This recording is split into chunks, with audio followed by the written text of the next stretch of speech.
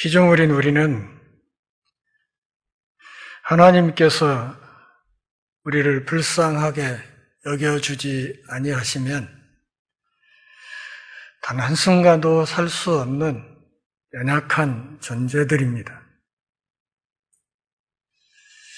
하나님께서 불쌍하게 여겨주시기에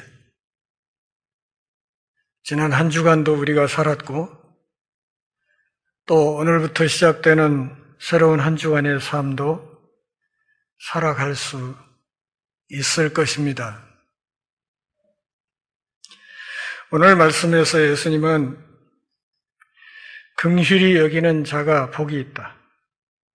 그 이유는 그들이 긍휼히 여김을 받을 것이기 때문이다. 이렇게 말씀하십니다.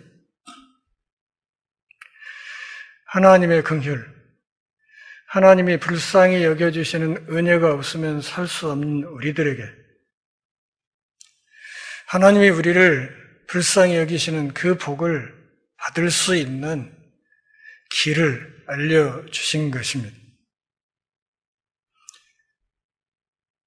불쌍히 여기는 사람, 누군가를 불쌍하게 여길 줄 아는 사람, 그 사람이 하나님으로부터 불쌍히 여겨주시는 복을 받을 수 있다. 그리고 그 복으로 살아갈 수 있다. 이렇게 말씀하시는 것입니다. 제 여기 왼쪽 가슴에 세월호 배지가 붙어 있습니다. 언젠가 목사들이 모이는 자리에 이 배지를 달고 갔더니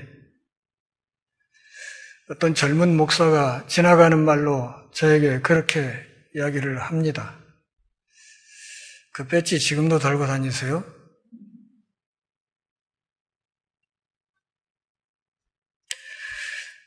듣고 생각하니까 여간 불쾌한 게 아니었습니다.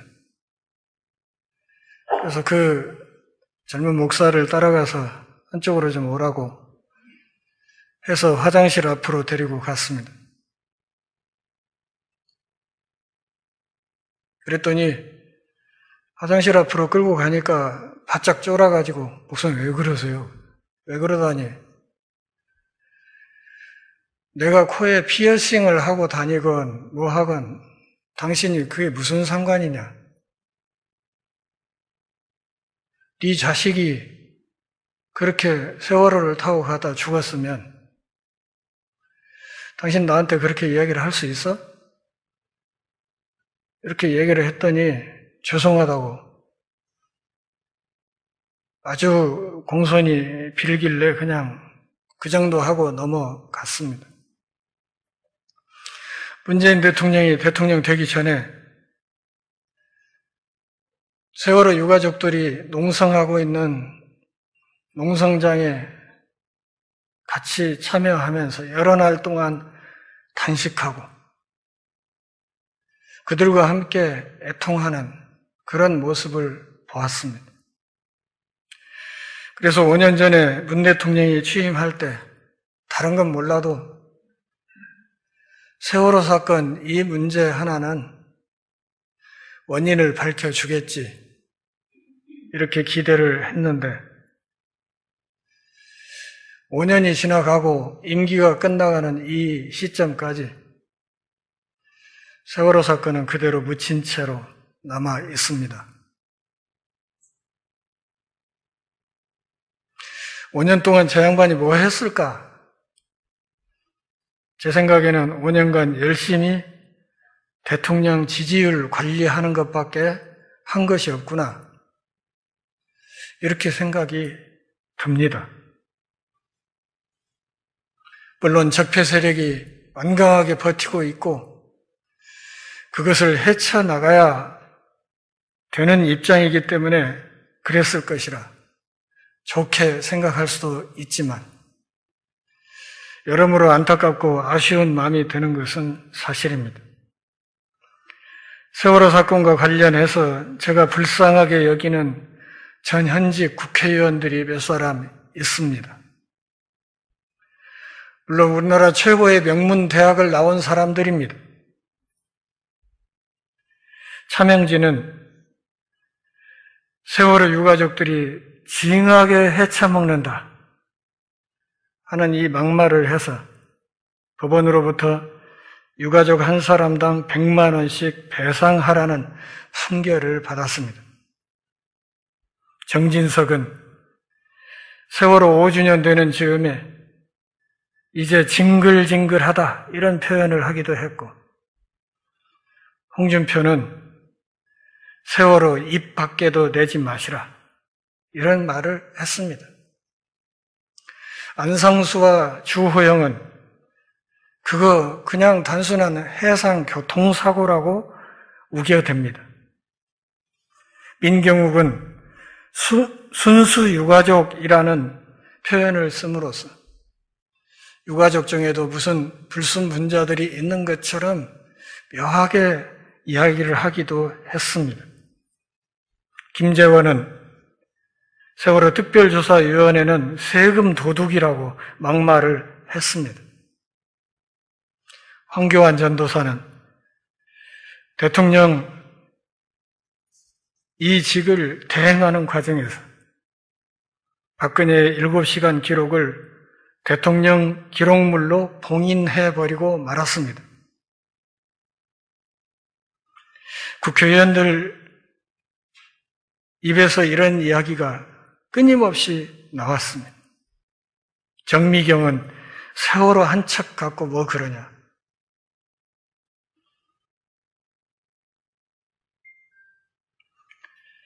서울의 어느 대형교회 담임 목사는 세월호 사건이 벌어진 2주 뒤에 주일 예배에서 하나님이 공연히 이렇게 침몰시킨 것이 아니다. 나라를 침몰시키려고 하니 하나님께서 대한민국 그래도 안 되니 이 어린 학생들, 꽃다운 애들을 침몰시키면서 국민들에게 기회를 주는 것이다. 이렇게 막말을 했습니다. 현직에 있을 때 죽어도 교회 세습은 안 된다고 강변하던 사람이 슬그머니 자식을 후임으로 데려다 앉히는 세습을 강행하면서 이 일로도 이 교회는 전국적으로 명성을 떨치는 교회가 되었습니다.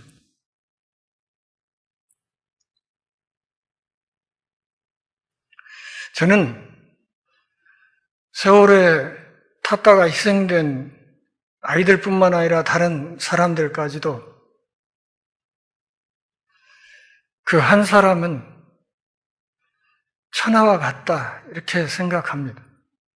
사람 하나가 죽으면 그저 한 사람 숨 떨어지는 것으로 끝나는 것이 아니라 그 사람과 관계된 모든 것들이 하루아침에 망가지는 것입니다.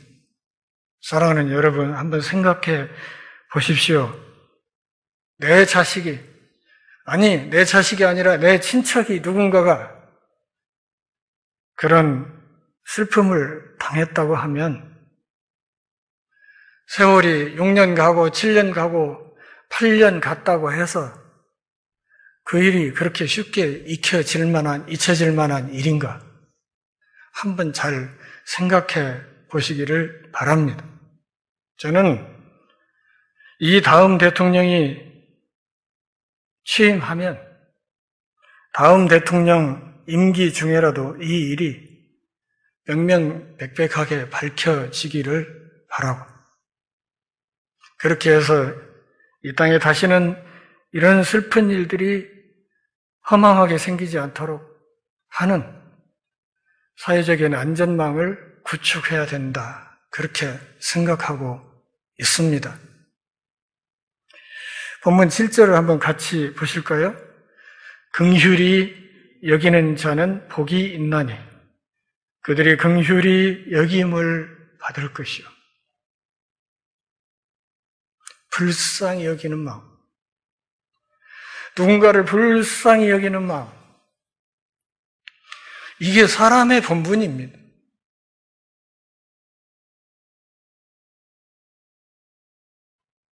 여러분 어린아이들을 길러봐서 잘 아실 텐데 갓난아이들은 이렇게 아이를 안고 어른들이 얼으면서 앞에서 울르르르르고 웃어주면 같이 웃고 또 좀 이따 어른이 우는 신용을 하면 그냥 눈에 눈물이 글썽글썽하다가 와 하고 같이 울어버립니다.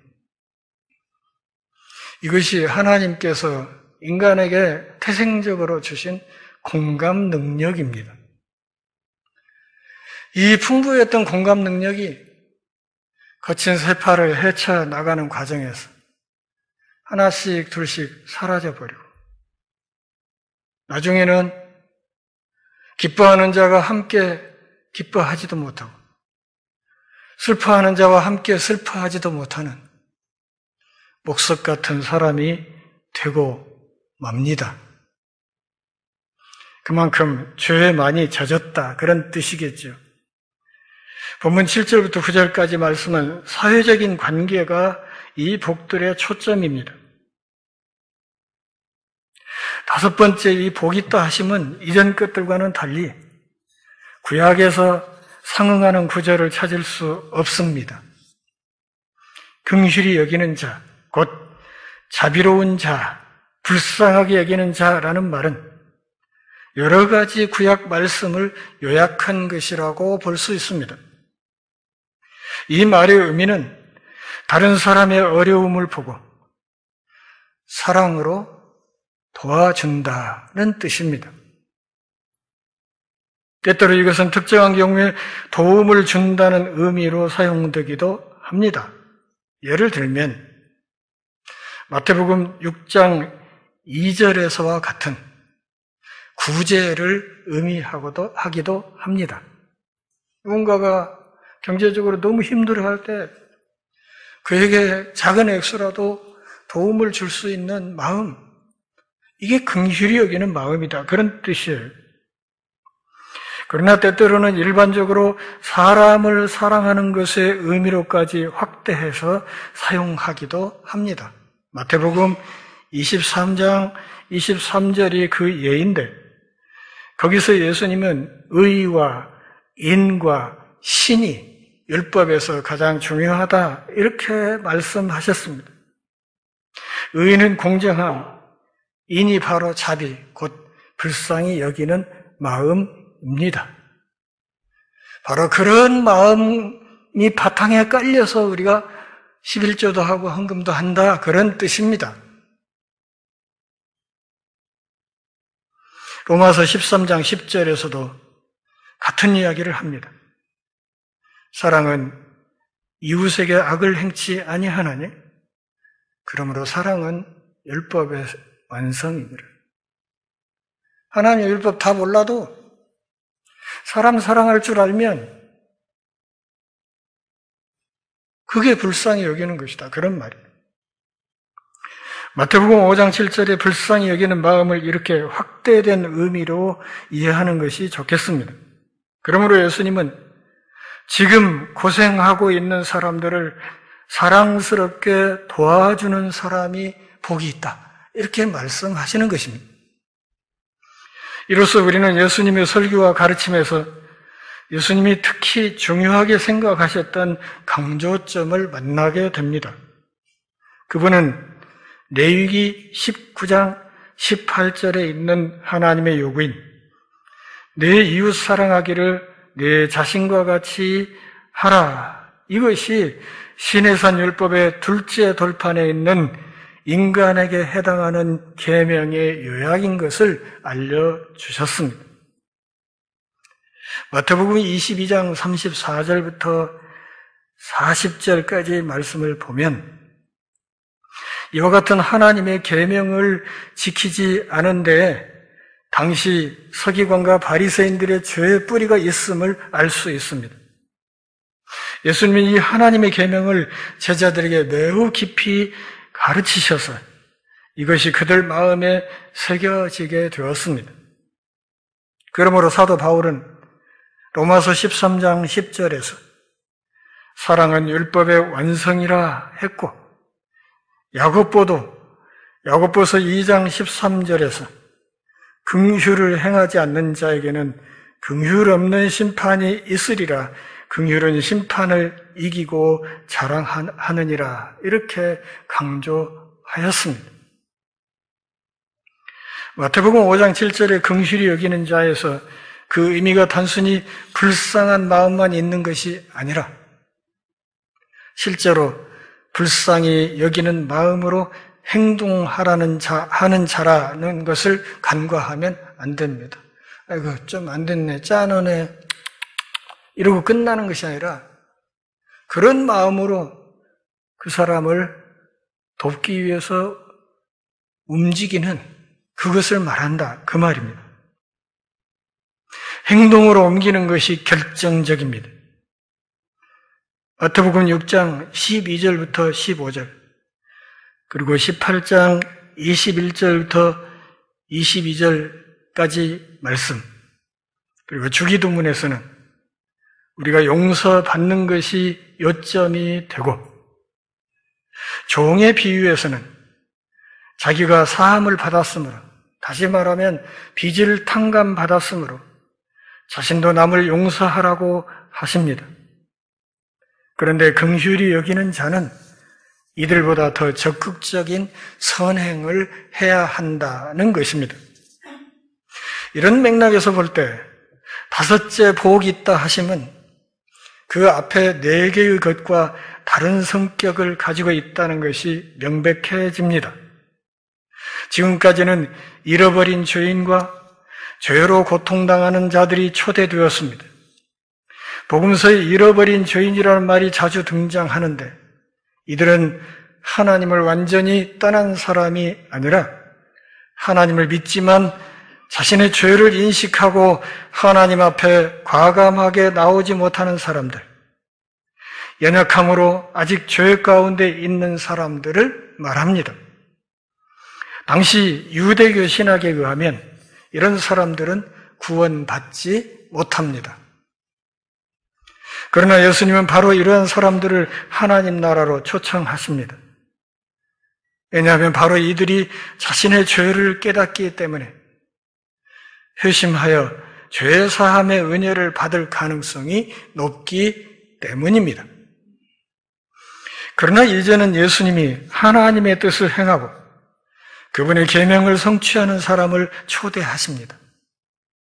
벌써 여기에서부터 17절 이하까지 하나의 일관된 선이 그어집니다. 우리는 여기에서 독특한 긴장을 느낄 수 있습니다. 복 있다 하심은 한편으로는 의를 갈망하는 잃어버린 죄인을 위한 것이며 다른 한편으로는 하나님의 뜻을 성취하는 의인들을 위한 것입니다. 산상수훈 전체에서 이러한 긴장이 감돌고 있습니다. 이 긴장은 단지 예수님의 신격과 인격 안에서만 해소될 수 있습니다. 다시 말하면 그렇게 살아야 되는구나. 그런데 우리가 그대로 살지 못하는 경우가 있지 않습니까? 이런 긴장, 그렇게 살아야 되는데 그러지 못하는 이 긴장 관계는 예수님의 삶과 사역 안에서 해소된다, 그런 말이에요. 그래서 그분을 우리가 믿게 된다, 그런 말이에요. 긍휼히 여기는 자가 복이 있다고 하심으로써 예수님은 경건한 자나 종교적이기를 원하는 자의 깊은 상처를 건드리셨습니다. 많은 사람이 종교적인 생각을 좋아하고 많은 설교자들이 종교적인 깨달음을 좋아하며 놀랄만한 체험이 있다면 그것을 다른 사람에게 알리고 싶어 한다는 것을 우리는 체험을 통해서 잘 알고 있습니다. 심지어는 종교를 위해서 전쟁하는 용사들도 많이 있습니다.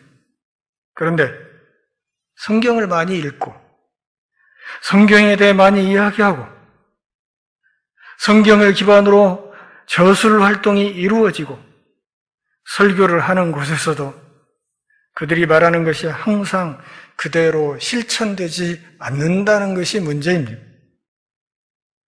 교회가 깊은 행복감을 주고 믿음의 형제 사랑을 체험하는 것만큼 교회는 또한 거짓 형제들이나 죄를 짓는 형제들 때문에 실망하는 곳입니다. 어떤 분들이 그런 일, 교회 가면 이런 인간도 보기 싫고 저런 인간도 꼴 보기 싫고 이래서 싫고 저래서 싫고 그 꼴 보기 싫어서 나 안 나가 가난한 교인이 되는 사람들이 많이 있죠. 제가 그런 분들에게 그렇게 설명을 해 주었습니다. 교회는 종합병원이다. 여러분 병원에 가보십시오. 병원에 성한 사람 몇 명이나 있습니까? 다 어디가 부러지고 다치고 망가지고 몸이 멀쩡한 것 같으면 정신이라도 이상해서 그런 사람들, 누군가의 도움으로 회복을 기다리는 사람들이 모조리 모여있는 곳이 병원 아닙니까? 거기 들어갔다 나와야 삶의 질이 높아진 사람으로 다시 활동할 수 있지 않습니까? 그런 점에서 교회는 종합병원과 같은 곳이니 그곳에서 너무 온전한 사람만 찾으려고는 하지 마시라. 그렇게 이야기를 하고 전말할 때 교회 잘 다니라고 그렇게 이야기를 해줍니다.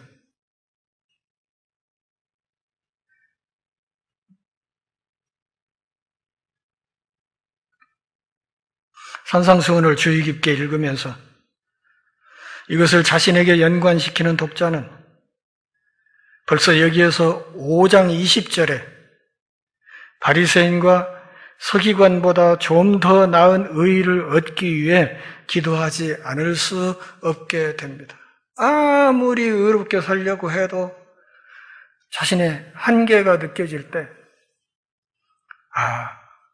내가 가진 이 의로는 천국에 들어갈 수 없기 때문에 하나님이 갖추어 주신 의, 그것이 예수님 안에 있으니까 그분을 믿는 믿음으로 내가 하나님 앞에 나갈 수 있다는 사실을 알게 된다. 그런 말입니다. 우리는 설교자로서 혹은 섬기는 자매와 자매로서 예수님을 따르는 것이 마치 유리집에 들어있는 것 같이 주위 사람들이 우리를 주시하고 있다는 사실을 잊어서는 안 됩니다. 안 믿는 사람들이 성경이 있겠습니까? 절대 그럴 일은 없습니다. 믿는 사람들도 안 읽는 성경을 안 믿는 사람들이 읽을 리가 없습니다. 그러기에 어떤 신학자는 안 믿는 사람들이 읽는 성경은 믿는 사람들의 삶이다. 그 사람들을 지켜보면서 그것을 비디오로 보면서 하나님을 알아간다. 이렇게 말해. 다시 말하면 곳곳에 우리를 지켜보는 영적인 CCTV가 널려 있다. 그런 말입니다. 우리는 믿음의 형제와 믿음에 관심이 없는 사람, 원수들을 상대하면서 늘 다음과 같은 질문을 해야 합니다. 예수님이라면 어떻게 하실까? 지금 이 상황에서 예수님이라면 어떻게 하실 것 같은가? 그걸 생각하고 그걸 따라가면 되는 겁니다. 저는 예수님이 지금 우리 시대에 와서 계신다면 그분도 세월호 배지를 달고 다닐 것이라 이렇게 생각하기 때문에 달고 다닙니다. 저희가 긍휼히 여김을 받을 것이며 라는 약속은 대단히 넓은 범위의 말씀입니다. 예수님은 이 약속의 말씀을 어느 한 곳에 제한하지 않으셨습니다. 그러므로 우리는 이 약속을 모든 상황에 적용해야 합니다. 그런데 물론 가장 깊이 적용되는 것은 하나님이 죄인인 우리를 긍휼히 여기시는 곳이며 시편 103편 2절부터 5절에 있는 말씀을 따라 우리를 돌보시는 곳입니다. 물론 아플 때 도와주시는 것과 외적으로 곤궁에 처해 있을 때에도 이 말씀은 해당됩니다. 불쌍한 사람을 도우면 하나님께서 우리를 불쌍히 여겨 도와주십니다. 믿으십니까? 불쌍히 여기는 마음으로 이웃을 돕는 사람을 하나님이 불쌍히 여겨 도와주신다는 말씀입니다. 마태복음 5장 7절도 현세와 내세에 모두 적용되지만 우리는 예수님이 특히 심판과 새 창조가 있을 세상의 종말을 생각하고 계시다는 것을 잊어서는 안 됩니다. 긍휼히 여기는 것은 죄에 있는 사람들을 용서하는 것과 고난받는 사람들을 불쌍히 여기는 것 둘 다를 포함합니다. 그러나 긍휼은 공로가 될 수 없기 때문에 우리가 긍휼히 여기기 때문에 하나님이 우리를 긍휼히 여겨주시는 것은 결코 아니라는 사실을 알아야 합니다. 하나님이 긍휼히 여기시는 은혜를 받았기 때문에 그 은혜에 기반해서 우리가 활동하는 것이지 그 반대는 아니라 그런 말이에요. 긍휼히 여기는 것은 하늘나라 백성, 곧 신자들의 성품이 되어야 한다는 말입니다. 진짜 신앙인이라면 가슴에 눈물이 마르지 않아야 합니다.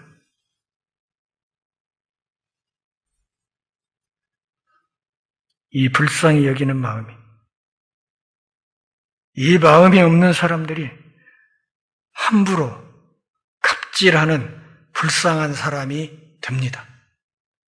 그래서 이야기의 서두에 제가 몇몇 불쌍한 전현직 의원들 이름을 말씀드렸습니다. 공감 능력이 사라져버린 사람, 죄 밥그릇을 위해서라면 피도 눈물도 없는 사람들, 하나님께서 그런 사람들을 불쌍히 여겨주실 리가 없습니다. 창세기 3장에서 보듯이 갑질은 가장 원초적인 죄이고 죄의 뿌리입니다. 아무한테나 반말하고 아무한테나 자기 하고 싶은 대로 하는 이런 사람들, 자기도 모르게 갑질하고 있는 거예요.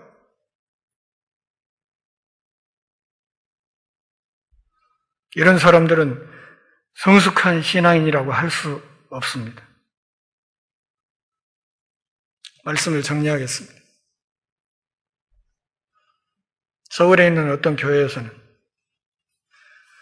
세월호 사건 이후에 그 교회 부목사가 세월호 배지를 달고 다닌다 해서 그 부목사를 쫓아내버린 교회들이 있습니다. 담임 목사가 그렇게 했습니다. 교회이고 제가 읽는 이 성경을 똑같이 읽고 똑같이 하나님 나라 사역을 위해서 산다고 하는 사람들이 모여 있는 곳에서 우리 교회하고는 정반대의 일이 그냥 일어나고 있는 것입니다. 저는 요즘 와서 생각하기를 우리나라에서 개독교와 기독교는 구분을 해야 되겠다 하는 생각을 자주 합니다.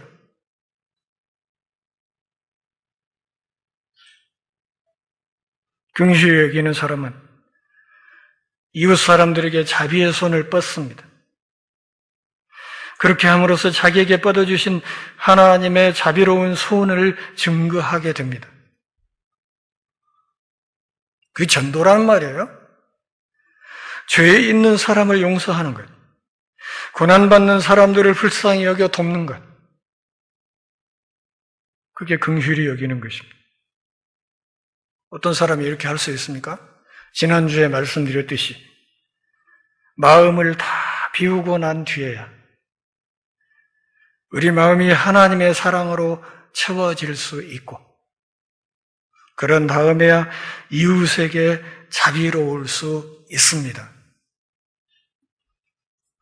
더 이상 판단하고 비평하고 깐깐하게 따지지 않게 됩니다. 실제로 어떤 사람이 의롭게 될수록 그는 더 자비롭게 될 것입니다. 어떤 사람이 죄를 지을수록 그는 더욱더 거칠고 비판적인 자세를 갖게 될 것입니다. 우리 사회가 참 재밌는 것은 한반도에서 까짓것 전쟁 붙으면 하지 뭐 선제 타격해버리지 이런 사람들, 이렇게 함부로 말하는 사람들을 보면 전부 군대 안 갔다 온 사람들.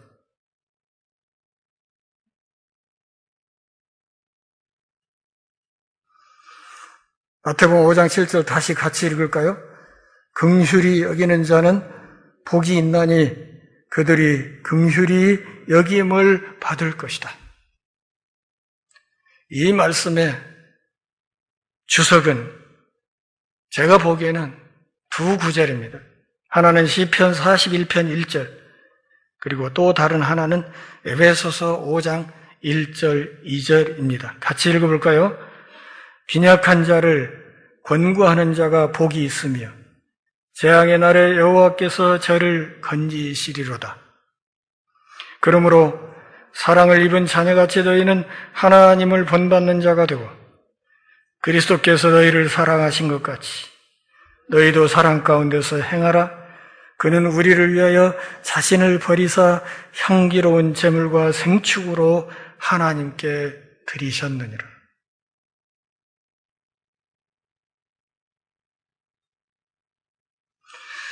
이번 주 한 주간 살아가면서 시간 나시는 대로 5장 7절과 시편 41편 1절 그리고 에베소서 5장 1, 2절을 암송하시기 바랍니다. 불쌍히 여기는 사람,